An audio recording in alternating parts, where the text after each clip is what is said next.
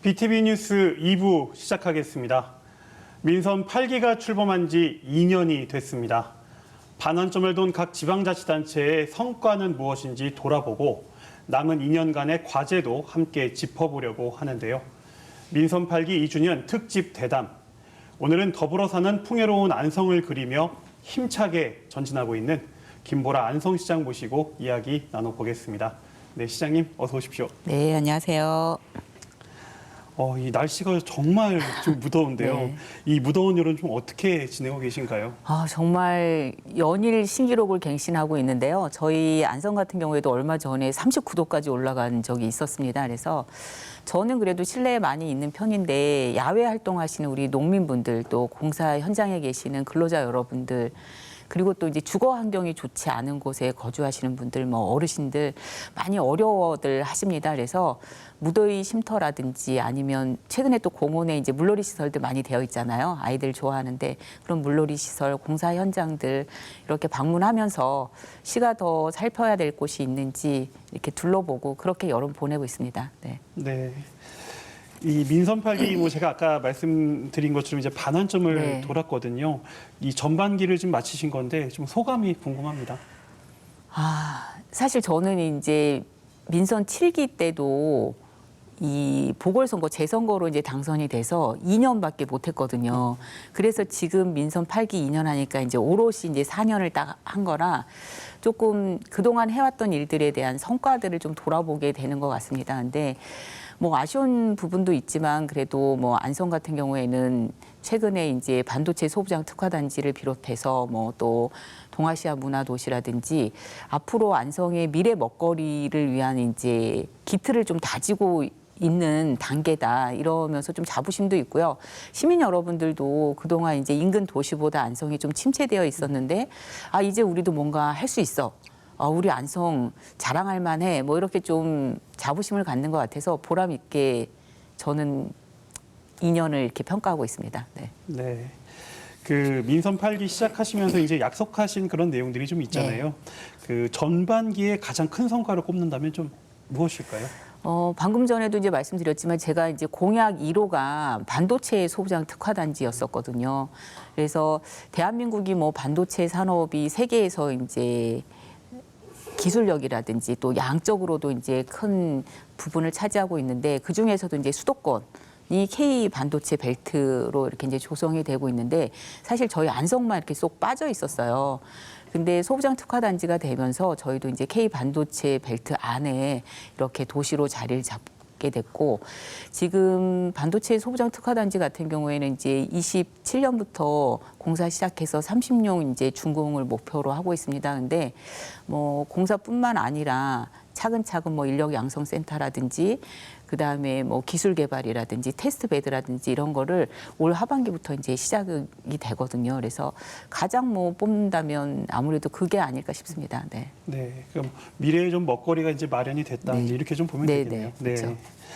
그 안성시가 이제 도시 면적은 좀 큰 데 비해서 대중교통 노선이 부족하다 네. 이제 이런 얘기가 좀 네, 있더라고요. 시민들께서도 편리한 교통망 확충이 좀 가장 시급한 과제다 이제 이런 얘기를 좀 하셨던 네. 것 같은데 이런 그 시민 불편을 해소할 만한 성과가 좀 있었을까요? 저희가 이제 매년 시민들한테 이제 조사하면 안성의 불편한 점, 특히 이제 청년층들이 가장 불편하게 생각한 게 이제 대중교통 문제였습니다. 근데 지금 제2경부고속도로가 올해 말이면 구리에서부터 이제 안성 구간이 다 준공이 되거든요. 보면 고속도로가 4개가 지나가는 도시가 그렇게 많지 않아요. 그래서 어디보다도 자가용으로는 이용하기 편한데 자가용이 없으면 너무 불편한 도시인 거죠. 그래서 민선 8기 때는 중점적으로 대중교통을 최대한 이제 편하게 이용할 수 있게끔 하자. 그래서 3가지 측면에서 하고 있는데요. 첫 번째는 이제 비용적인 측면에서 저희가 65세 이상 어르신들은 무상버스, 그다음에 이제 올해 3월부터는 64세 미만이지만 취약계층들에 대해서 무상버스를 시행을 했고요. 그래서 누구나 비용 걱정 없이 이렇게 우리 안성을 이용할 수 있게끔. 그다음에 이제 두 번째는 안성 관내에서 이 면 단위가 아까 이제 우리 말씀하신 것처럼 면적은 넓은데 인구가 없다 보니까 사실은 하루에 6번도 버스가 안 들어가는 곳이 상당히 많이 있습니다. 그래서 저희가 수요응답형 똑버스라고 경기도랑 같이 이제 그런 취약 지역은 운행을 이제 시작을 작년부터 하고 있고요. 그다음에 이제 안성과 인근에 있는 도시들을 연결하는 관역 버스를 이제 확충을 하고 있습니다. 그래서 가장 이제 모든 수도권에 있는 도시들이 강남에 어떻게 가느냐 이걸 중요하게 네. 생각을 하잖아요. 그래서 지금 강남으로 가는 노선을 저희가 이제 2개를 운행을 하고 있고요. 아무래도 이제 광역버스가 생기면서 비용이 이제 반으로 줄었고, 그다음에 이제 노선 횟수가 이제 늘어나서 특히 이제 대학생들, 그다음에 이제 직장인들이 많이 편하게 이용하고 있고요. 또 올해 송파까지 가는 노선하고 그다음에 이제 지제역까지 가는 노선들이 생기면서 하반기부터 운행을 시작하면 철도가 없지만 지제역이 안성의 제2의 기차역처럼 네. 이렇게 이제 시민 여러분들이 편하게 이용하실 거라고 이렇게 기대하고 있습니다. 네. 네. 또 이 안성하면은 뭐 남사당 바우더기 축제 뭐 워낙 유명하고요. 또 이 밖에 이제 그 역사와 전통이 깊은 그런 도시잖아요. 또 이와 관련해서 좋은 소식이 또 있다고 아까도 살짝 네, 얘기해 네, 주셨는데 맞아요. 들었거든요. 네, 네. 설명 좀 해주시죠.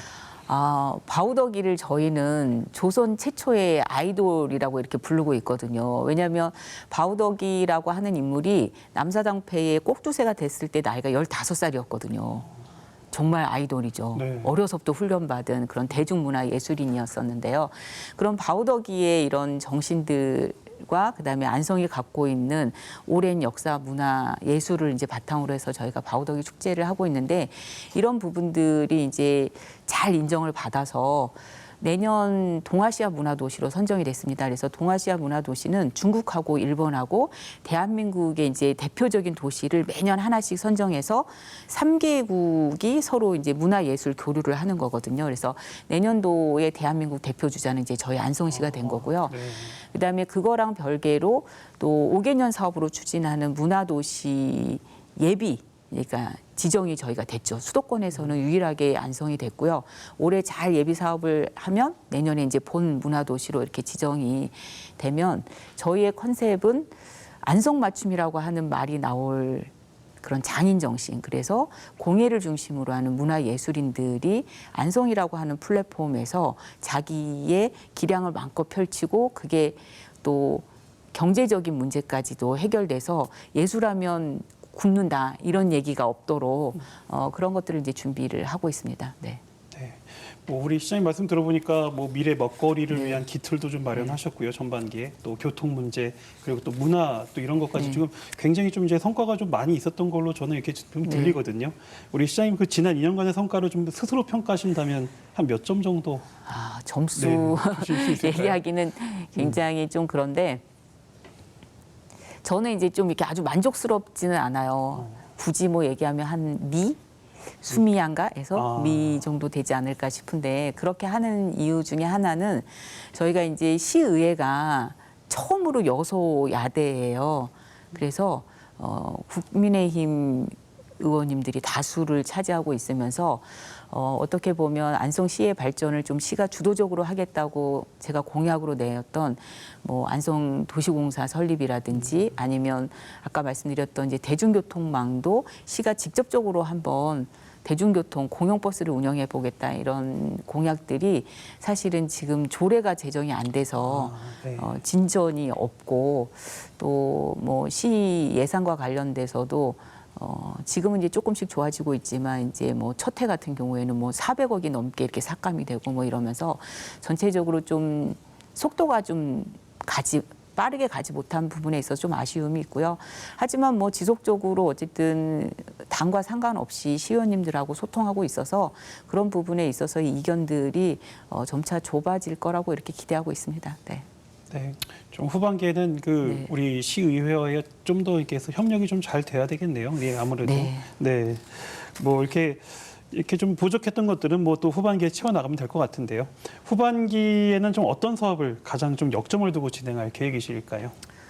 후반기에 지금 생각하고 있는 것 중에 하나는 그 두 가지 큰 부분을 이제 신경을 쓰고 있습니다. 첫 번째는 정주 조건을 좀 개선하는 부분하고 그다음에 이제 아까 말씀드렸던 산업 구조를 좀 재편하는 부분을 생각을 하고 있습니다. 안성이 경기도에서 인구 10만 명 대비 제조업 숫자가 6번째로 많은 곳이에요. 많은 분들은 이제 농업도시로 알고 있는데 그렇죠. 네. 그렇지 않거든요. 근데 이제 대표적인 기업이 없고 그다음에 대부분이 이제 10인 미만의 영세 기업들이 많아요. 그래서 지금 현재 있는 기업들을 집중적으로 좀 육성할 기업들은 육성하고 그다음에 반도체 관련된 기업들을 또 이렇게 유치도 해서 기업의 규모들을 조금 더 키워내면서 청년들이 일하고 싶은 좋은 일자리로 만드는 일들을 좀 진행을 하려고 합니다. 그래서 저희가 지금 10인 이상의 근로자를 가 있는 기업들은 전수조사를 하고 있어요. 그래서 그게 이제 마무리가 되면 저희가 집중적으로 육성할 산업 분야라든지 기업들이 이제 결정이 될 거고, 그래서 이제 앵커 기업들을 좀 키워내는 일들을 하려고 합니다. 그리고 저희가 이제 뭐 많은 도시들이 그렇지만 청년 인구들이 줄어들고, 그 다음에 이제 좋은 기업을 유치하려고 해도 이 정주 조건이 좋지 않으면 구인이 어려워서 많이들 이제 기업들도 꺼려하는 부분들이 있습니다. 그래서 저희가 산업구조 재편과 더불어서 어떻게 하면 청년들이 살기 좋은 그런 정주 조건을 만들 것인가에 대해서도 뭐 다양한 뭐 공공시설들, 그래서 뭐 체육시설이라든지 문화시설, 뭐 도서관, 뭐 그다음에 이제 대중교통 이런 것들을 이제 확보하는 일들을 중점적으로 이렇게 해 나갈 계획을 가지고 있습니다. 네. 그 뭐 아까 우리 이제 그 동아시아 문화도시 얘기도 네. 했었고요. 평소 이제 문화의 중요성 좀 늘 강조해 네. 오셨잖아요.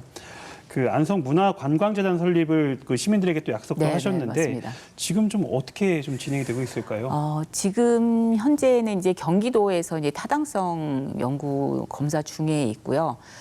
저희가 이제 문화관광재단을 하려고 했던 가장 큰 이유는 아까도 이제 말씀드렸던 것처럼 안성에 이제 많은 문화예술인들이 있습니다. 특히 이제 뭐 중앙대학교라든지 동아방송예술대학이 있으면서 청년 문화예술인들이 많이 이제 공부하고 성장하고 있는 곳이기도 하거든요. 근데 이분들이 그럼 졸업 이후에 안성에 잘 정착을 하냐? 그렇지 못하거든요. 그렇다고 이 사람들이 다 서울로 가서 그런 문화예술 활동을 할 수 있는 기반이 만들어지냐?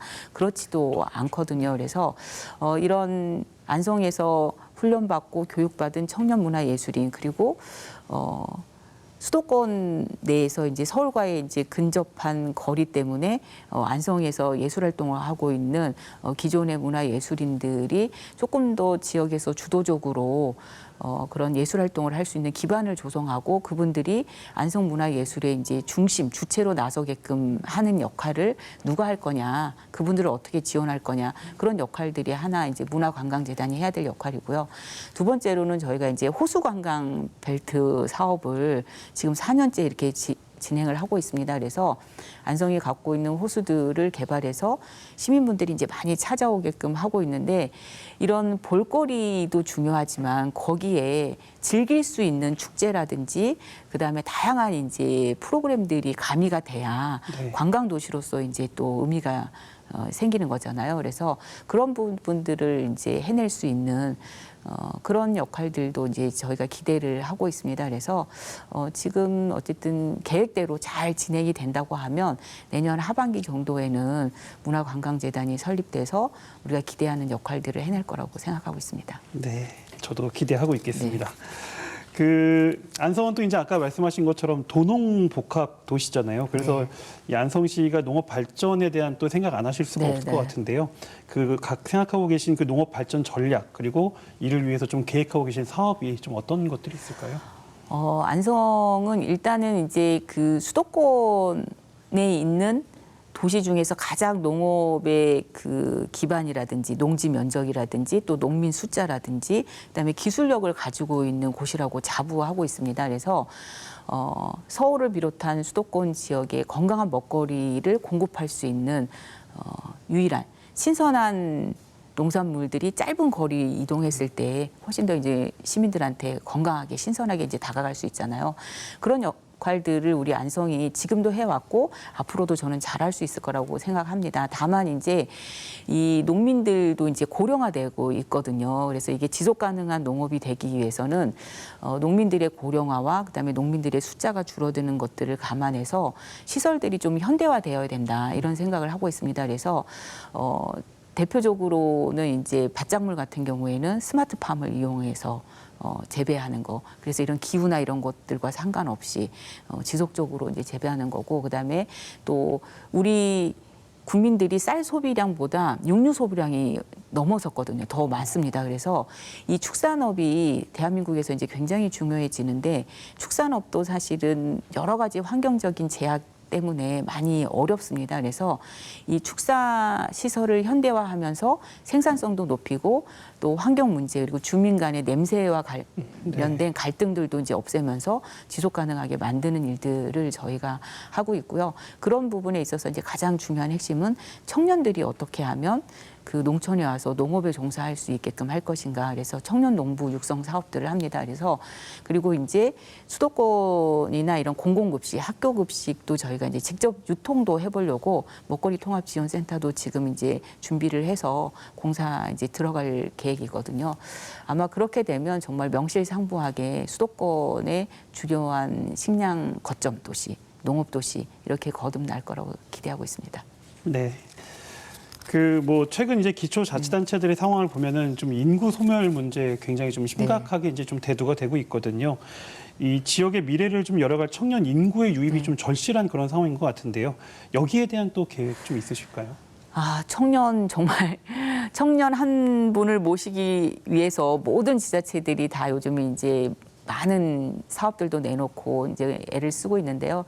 저희 안성은 그나마 이제 다행인 게 5개 대학이 있습니다. 그래서 한 2만 2천 명 정도의 대학생들이 학업 때문에 이제 안성에 짧게는 뭐 3년, 길게는 뭐 5, 6년 이렇게 이제 정주할 수밖에 없는 조건이거든요. 그래서 이 학생들이 어떻게 하면 아까 이제 말씀드린 것처럼 학업 이후에 안성에 이제 머무르게 할 수 있을까 이런 고민들을 많이 하고 있죠. 그래서 이제 가장 청년들이 어려워하는 주거 문제라든지 그다음에 이제 취업의 문제들을 함께 고민합니다.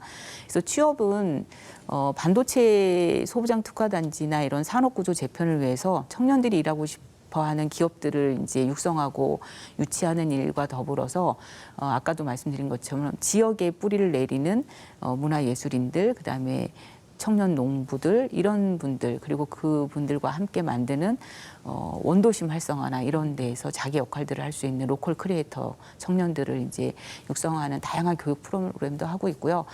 가장 중요한 거는 본인들의 문제를 본인들이 정책에 반영시키게 하는 그동안 이제 시정에서 청년들이 많이 소외되어 있었잖아요. 그래서 저희가 청년정책위원회를 만들었는데 사실 1기 때는 정책위원을 모집을 다 못했어요. 정수를. 아무도 안 왔죠. 네. 가서 뭐 얘기해봤자 우리 얘기 들어주겠어. 맞아요. 이런 게 네. 많았었는데 2년 동안 청년들을 위한 공간도 만들고 뭐 온라인 플랫폼도 만들고 이런 노력들이 다행히 청년정책위원회 2기 모집할 때는 우리가 모집하려고 했던 정원보다 더 많은 분들 그래서 한 70분 정도가 지금 각 분과별로 모여서 우리한테 필요한 일들을 찾아내고 또 시는 그걸 받아서 이렇게 이제 사업화하고 있고요. 5개 대학의 그 총학생 회장들이 얼마 전에 저한테 면담 요청을 해왔어요. 그래서 이제 만났는데 그 친구들이 함께 지역에서 해볼 수 있는 사업들을 굉장히 많이 제안을 해줬거든요. 그래서 정말 이제는 본인들이 이야기하면 시에서 들어주고 또 실행하겠다라고 하는 좀 믿음을 갖는 것 같습니다. 그래서 이제 그런 믿음이 쌓였기 때문에 저희 안성은 청년들과 함께 이제 앞으로 나아가는 일을 열심히 하기만 하면 되지 않을까 이렇게 생각하고 있습니다. 네, 정말 기대가 됩니다. 후반기 이제 목표와 계획에 대해서 우리 시장님과 좀 이야기를 나눠봤는데요.